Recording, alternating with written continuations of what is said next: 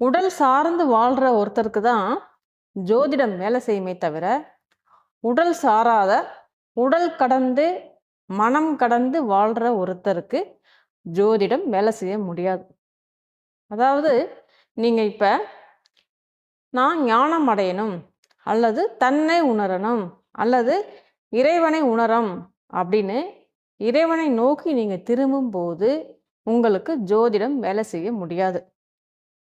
ஜோதிடம் அப்படிங்கிறதே முழுக்க முழுக்க உங்க கர்மா சம்பந்தப்பட்ட, கர்ம வினை சம்பந்தப்பட்ட, உடல் மனம் இயக்கம் சம்பந்தப்பட்டதான தவிர உங்களுடைய உயிர்த்தன்மை சம்பந்தப்பட்ட ஒன்று கிடையாது.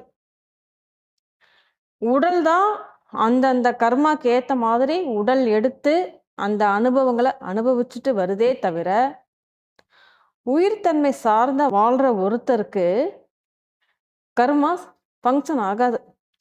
அப்படி கர்மா செயல்பட முடியாத ஒருத்தருக்கு ஜோதிடம் வேலை செய்யாது. இதுதான் அதில் இருக்கிற விஷயம், தெரிஞ்சுக்குங்க. அதனால உடலோடு வாழ்ற நீங்க உடல் கடந்து மனம் கடந்து வாழுங்க. ஜோதிடம் அப்படிங்கிற ஒண்ணே தேவையில்லாம போயிடும்.